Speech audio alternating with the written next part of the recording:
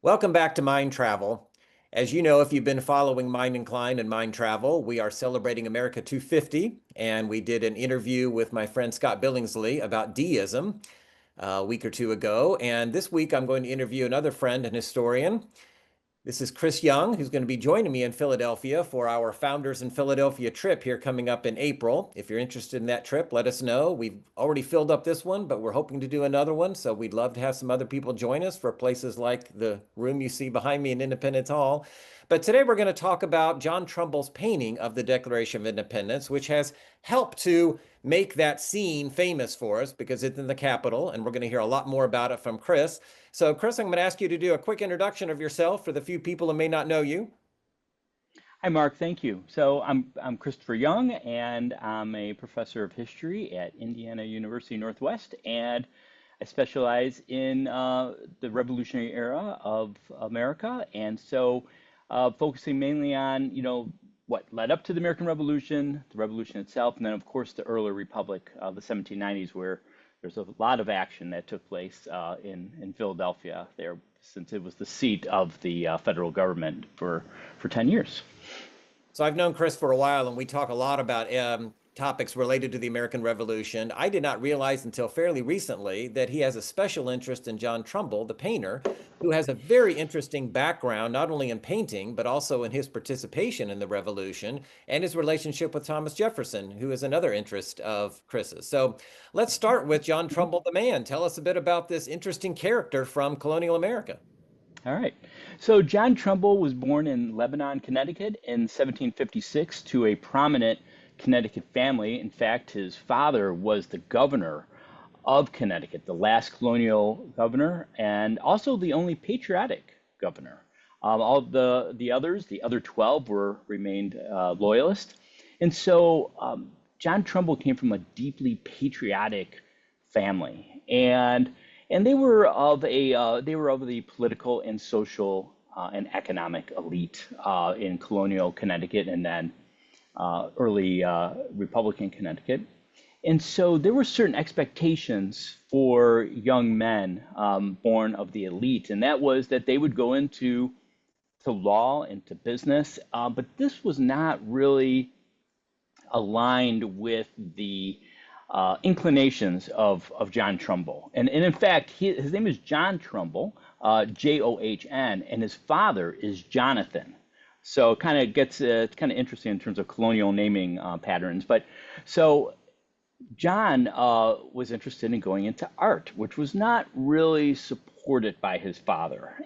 So this remained somewhat of a dream for John Trumbull. And then the war broke out. And so when the battles of Lexington and Concord happened, of course, Connecticut militia were part of this, and the young men were eager to get involved in this, and they did, including John Trumbull. And he was present when on the outskirts when later in 1775 when the Battle of Bunker Hill happened. So he enlisted. He was a member of the Continental Army. And while he was in that position, he had, crawled up pretty close through the tall grass during the siege of Boston, and he sketched out maps and British positions and presented these to the command. And General Washington was pretty impressed with his work. And so he ended up becoming an aide-de-camp to George Washington. And so that's, in a way, I kind of think of John Trumbull as kind of like the Forrest Gump of early America, because he began to interact with all these major figures. And this is the starting point with General Washington. So he was in the Army for just about a year before he resigned his commission. He then went to Paris to do work for his family. And it fell through, which perfectly pleased John Trumbull, because he really wasn't that inclined or that interested in the business side of things. But he took advantage of the opportunity to cross the channel and go to England so he could look up and hopefully study under American Benjamin West, who happened to also be the painter for George III. But he was an expatriate, and he was clearly probably the most famous American painter at the time. And so John Trumbull, as an aspiring painter, was eager to study under him. But the war was still going on. And, he was young and he was naive. And before you knew it, he was thrown into prison for espionage. No one really knows why. It might have been for tit for tat, for arresting or executing spies on the American side. But we don't really know. But what we do know is that he was in prison for 7 months, and he was released, maybe, with the intervention of Benjamin West, but he was eventually released. Then he hightailed out of London, got back to the United States. But as soon as the war ended, he went back to London in the early 1780s to study again under Benjamin West. And it was while he was there that he first, he started to interact with John Adams, because he was part of that. His family was part of that social, political, economic elite. So that opened up the doors for him into these different circles. And also he was a New Englander, so he was interacting with John Adams.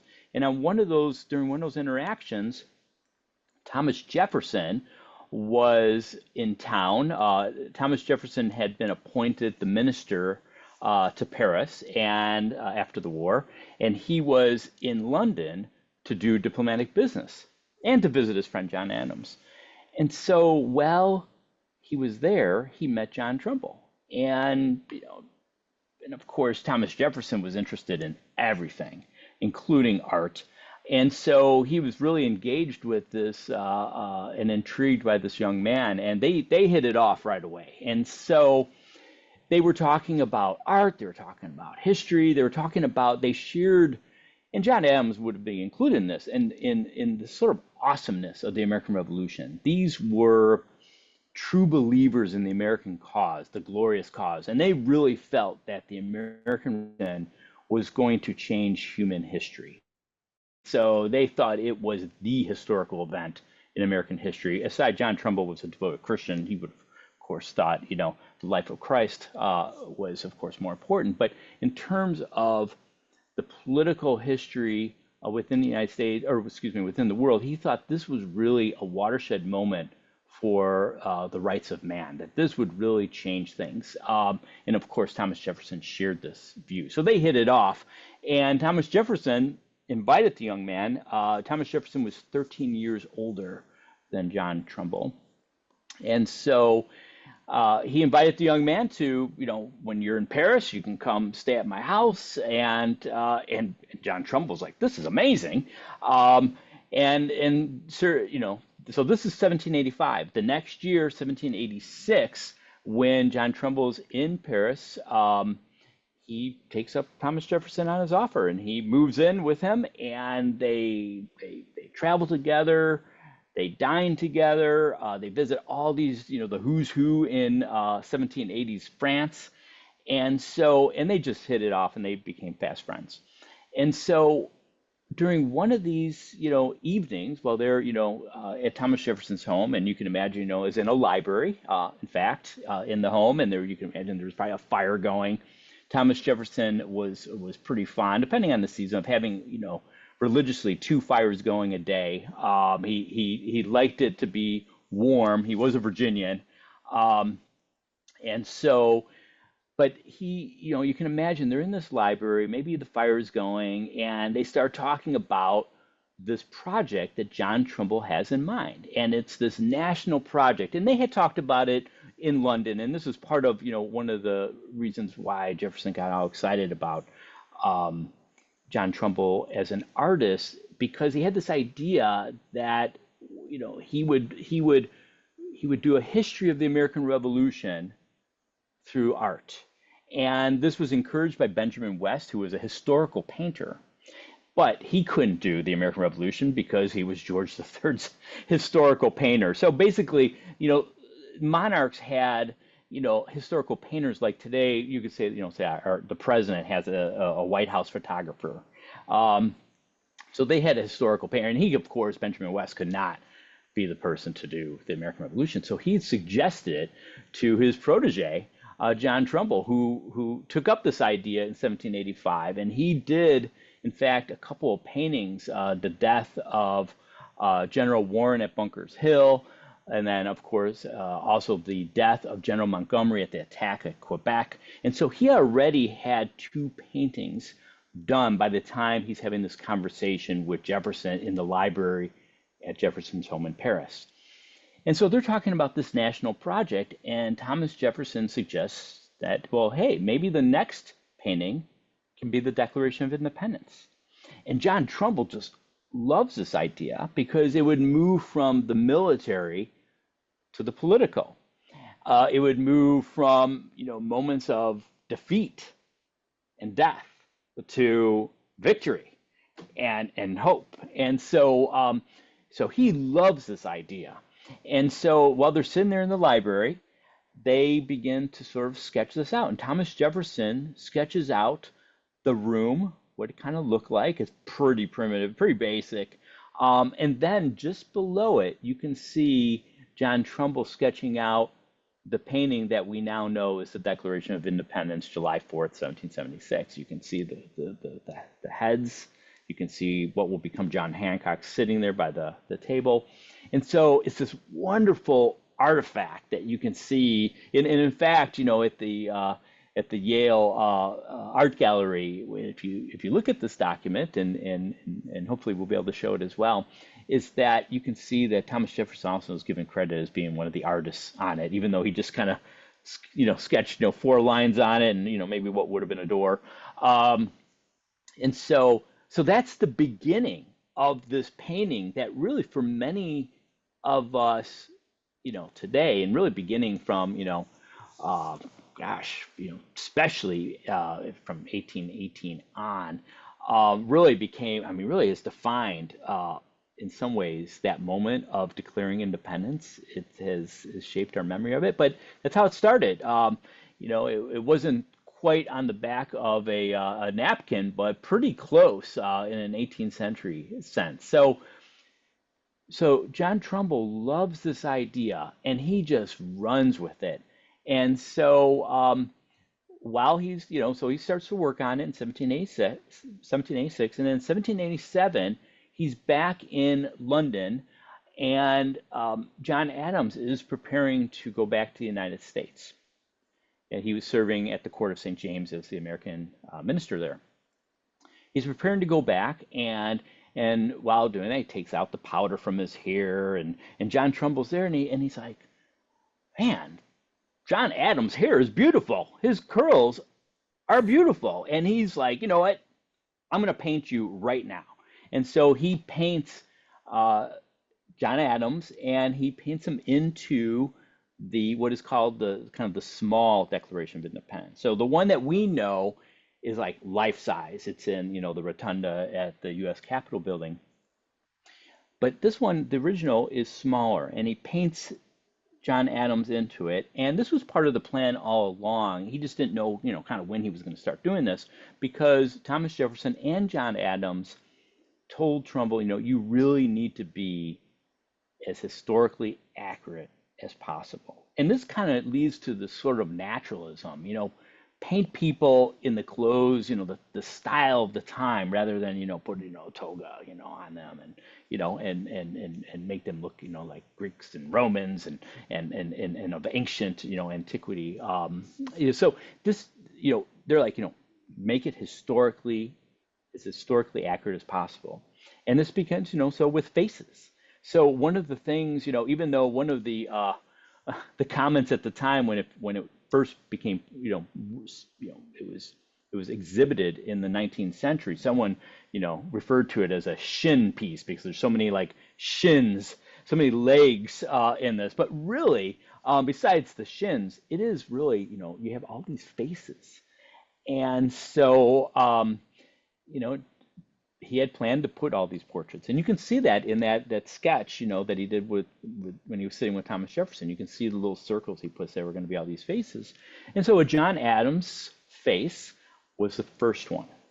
And so when he was then back in Paris, in Jefferson's home, he painted Thomas Jefferson from life, as he writes in his autobiography, which I always find really sort of charming.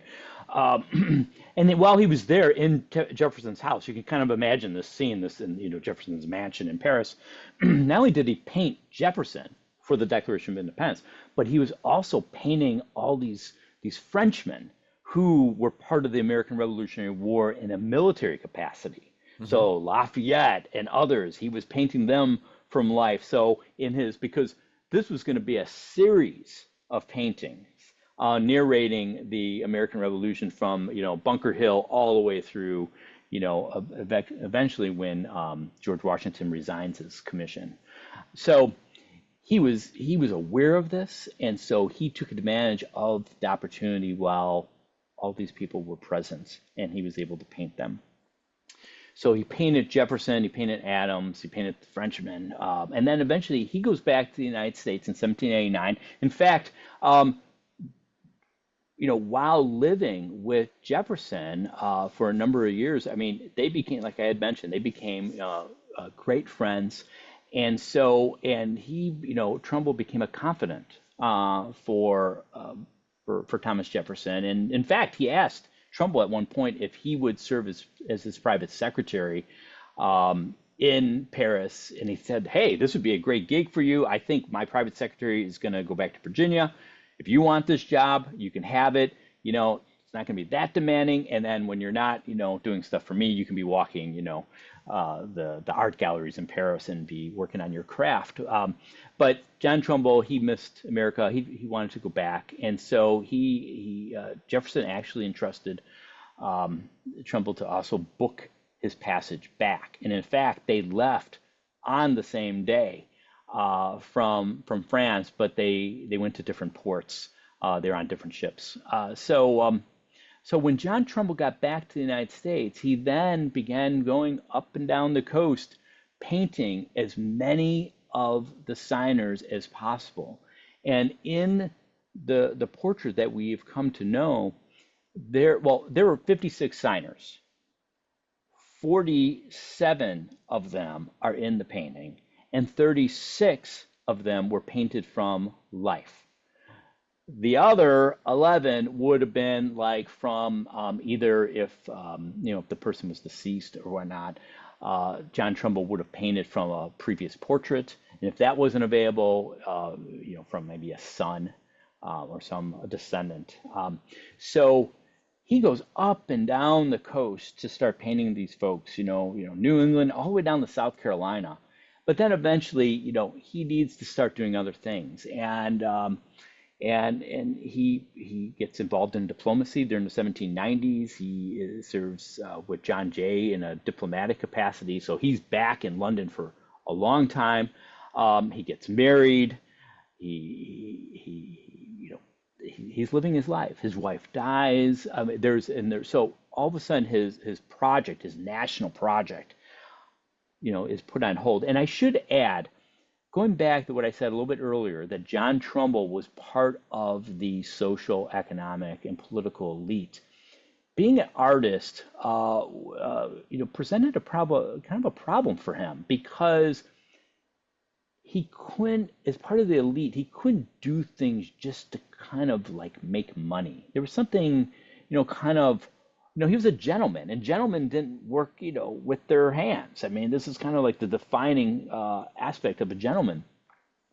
So it had to be tied to something. He couldn't just do portrait painting and be an itinerant artist and painting people and as a transactional thing.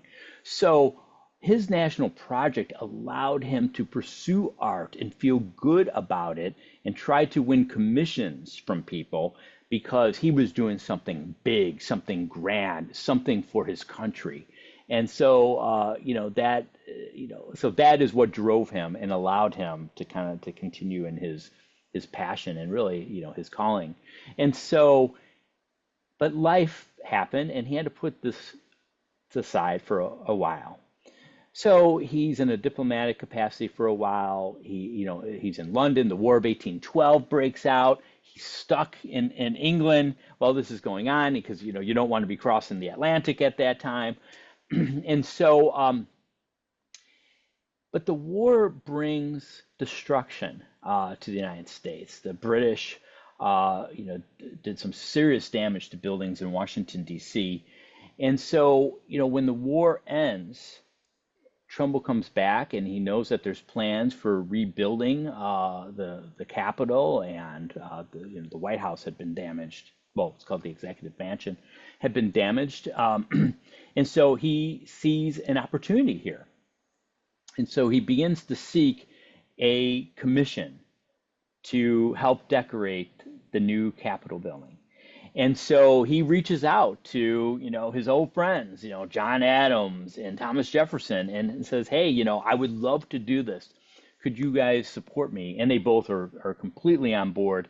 If any of your viewers, have seen the HBO series John Adams, there's a scene toward the end where John Trumbull shows John Adams the life-size painting, and it is not, I mean, I love the HBO series on John Adams. And of course, you can only do, John Adams lived a very long life, and you only had I don't know, 8 hours to depict it. And I think they do an excellent job. But that scene is really like all the scenes, a composite of different, letters and moments and whatnot. But I don't really like it for someone that loves every other part of that film, is that because one, the way John Trumbull comes off, and also the way John Adams comes off, that he kind of dismissed the painting, he didn't support it, and it's actually the opposite. He actually, supported John Trumbull. He said, no other artist, should receive, the gratitude of their countrymen like you. The only issue that maybe he had was, one of them was that he thought that the political moment, the birth of the United States, happened earlier in the 1760s during the political debates. Oh, actually, I should say the American Revolution really started in the 1760s in Massachusetts, not in Philadelphia, at that moment of the Declaration of Independence. Well, that's because he's John Adams, and that was the center of action. And John Trumbull was sitting with Thomas Jefferson when the initial conversation started. So Thomas Jefferson got to shape, our sort of ideas about when this really started. But I would note that John Trumbull did his homework, of course, and he knew these people. He talked to them, and he does put, when you look at that painting, he does put John Adams at the very center of it.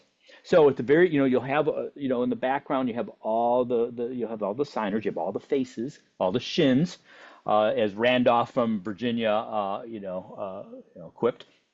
But in the center, you have the Committee of Five, plus John Hancock, and so that would be John Adams, Benjamin Franklin, Thomas Jefferson, Robert Livingston, and Roger Sherman, and so they were.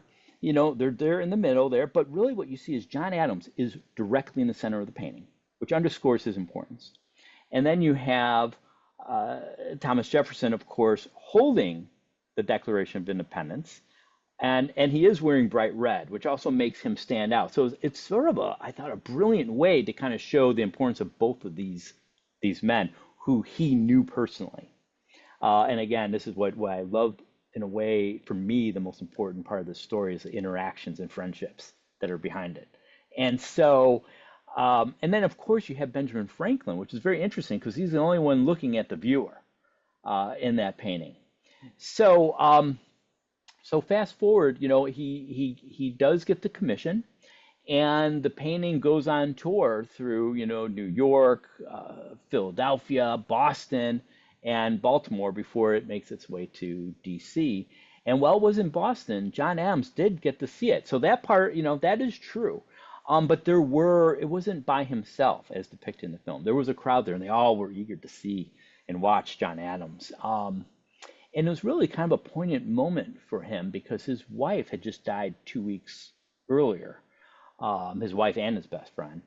And so when he's there, he's then also kind of looking, I thought the film gets this right when he's like, they're all dead, they're all dead, they're all dead, except for Jefferson. Also, Carroll from Carrollton as well, from Maryland, he was also still alive. But the fact that he was probably thinking about death and the passing of friends. And so it must have been a poignant moment, but everyone was just sort of watching John Adams standing in front of this life-size painting. And he didn't really, say much about it, except he says, Washington, when I gave, when I, when the commission was offered to him, he went out that door, which is a very interesting statement. David McCullough, sort of speculates that maybe it was sort of John Adams put him, reminding everyone his importance because he was the one that nominated George Washington, which would be, very, Adams-like. It also could be that, you know, he was having all kinds of memories while looking, which I think we can all relate to when we see a photograph. And so he just must have been just having so many thoughts, memories coming to when they spent all that time in that building, and that it, he remembered the one person that is not in that painting, and that is George Washington.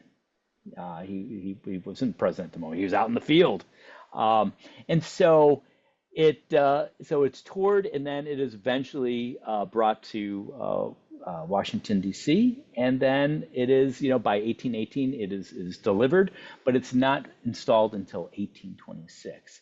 And so, if any of your viewers, they probably have, maybe they have already been to the Rotunda, but if they're planning on going to the Rotunda, I of course encourage them to take a look at this beautiful painting, this wonderful painting. Not everyone felt that way at the time, looking at, because by the time he did do the full size, he was becoming, he was older at that time, and but John Quincy Adams, said, this is, this looks terrible when he was looking straight at, but when it went up, he thought, oh well, this is looks. I mean, the power of it impressed him, and so it is one of four Trumbull paintings in the Rotunda, but it is the one I encourage you to take a look at and think about, John Trumbull, and also his friendships that he had with, at least two of the main characters there at the center of that piece. Speaking of friendships, that was a delightful overview of a fascinating story, Chris. I wanted to pick up on that whole idea of friendships because it really struck a chord with me. It's a story we hear again and again.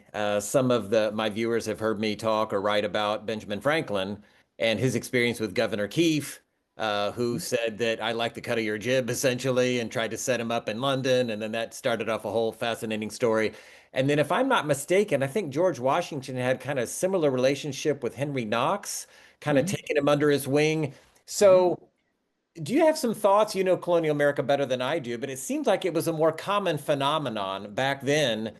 Maybe because it was so small, maybe because it was Hmm. a lot of these were elites who were interacting with each other. But I find that fascinating and impactful that so many of these people would interact just as Jefferson, or excuse me, with Washington did with Trumbull when he saw his sketches and said, I like the cut of your jib, and I'm going to give you a Hmm. chance. I don't know that we see so much of that anymore. The world's much larger, it's more Hmm. democratic, for better or worse. We'd say better probably, but in terms of how things operated back then, there was all of this informal interaction, and often that was the way you could make your way, as Franklin clearly Hmm. did, and as Trumbull did. That's right. No, well, I think you hit on both of the reasons. I think that the these areas, I mean, were small, and I think it's important for us to remember. I mean, a place like Boston would have had maybe about 15,000 people at the time. Philadelphia maybe 20,000. Those of your viewers that are living in small towns, maybe like, wow, this is about the size of my town, or my town is larger than these, sort of these large, what were considered large cities for the Americans. These were not considered large cities for their counterparts in Britain and Europe. And so, but because they were on the very edge of the empire at the time, and so, but yeah, I mean, these are small towns. So I think that sort of opens up these opportunities for meeting each other and interacting. because of just the size. But then as you had mentioned, because of these sort of like stratified societies at the time, you're then operating in even smaller circles. And you're going to be introduced, through letters of introduction to different people, and they all just sort of like seem to have known each other, within the different colonies. But then, of course, during the American Revolution, things, that sort of the tempo of that interaction picked up. But it is an interesting thing, um, and I think our impression from books and movies is that there's, all these like people, they all kind of knew each other. And I think it's actually kind of true. They did. And I think that these friendships and these relationships, they really, I think, like networking, I mean, even nowadays, networking is still a real thing. Sure.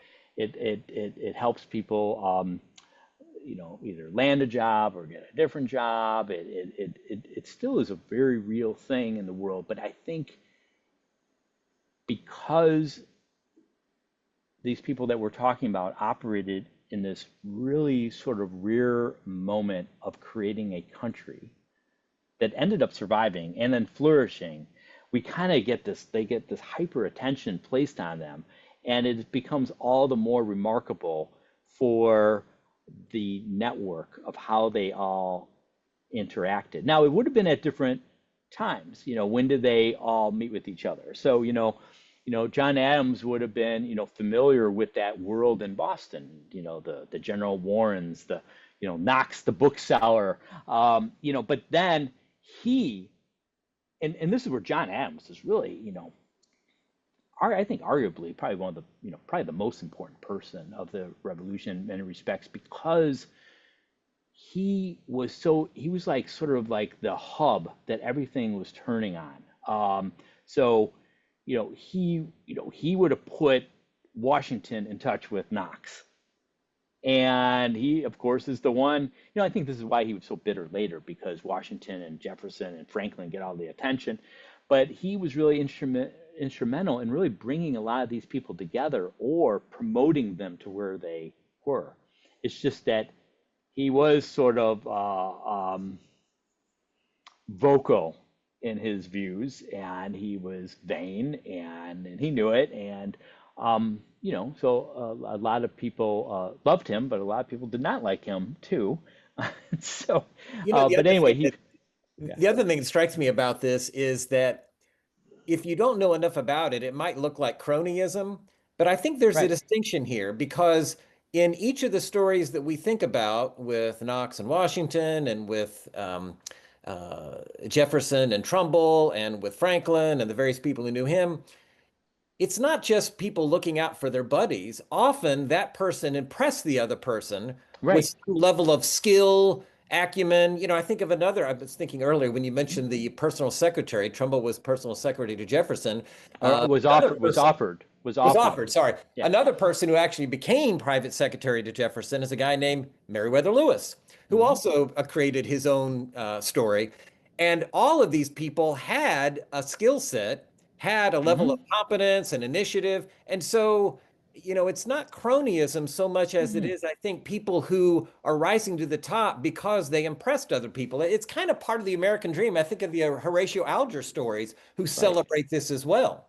That's right. I think, I think you're spot on with that. I think there's, there is sort of this formal aspect to our society today. So like someone like, like a Knox who was a bookseller, he wasn't, he didn't have military training, but Washington could see, that his skill set, his acumen, that, this could be, he can do this job, and he'll take care of it, and I can trust him to do it. And that was enough. And I think, or you could have, say like Adams recognizing, we need to put Jefferson at the head of this committee. We need to have him write it because, he hasn't really created any enemies, and, as vain as John Adams was, he recognized that Thomas Jefferson was a splendid writer. And John Adams was a good writer too. So, but he was able to recognize it, and there's also a political aspect of it. John Adams recognized that, you know, while the fighting was going on in Boston, and they were already in the fight. The revolution had already begun for them in their minds. But to get other people on board, you needed a Virginian. The Virginia was the most powerful colony, and so you have Thomas Jefferson write the Declaration of Independence, which of course John Adams and Ben Franklin edited, and then you appoint George Washington to command the troops. And so this is again, there's this, yes, he had military experience, but there are other people in the colonies that had military experience. But for John Adams, George Washington looked the part, and he was a Virginian, and he was willing, and he wanted it. And so I think there was this sort of this network that was also kind of informal. You didn't have to have this certain credential. If you have it, great. If you don't have it, you're not even going to be considered, which we might run into today with certain positions. Whereas back then, I think it was that, you know what? I see that you could do this job, and you would do it really well. And so you're going to be the person I hire to do this, whether it is to become a colonel or a general in the armed forces, or you're going to be a private secretary, and you're going to be my confidant with this work. And so there was less. It was a little more informal, and I think that opened up possibilities for that social and political mobility that was experienced back then. And it worked out pretty well for the country. Yes, it did. Well, this has been fascinating. It's a great story of John Trumbull, and it sounds like we need to have another conversation about relationships and networking in colonial America. So maybe we can look All right. forward to that. Well, thanks Sounds again, good. Chris. Always good to talk to you. And if Likewise. you're interested in hearing more from Chris and from me, let us know. We're looking at trying to do another one of our trips to Philadelphia. Until then, thanks for reading Mind Travel, and thanks for listening to our interview. Thank you.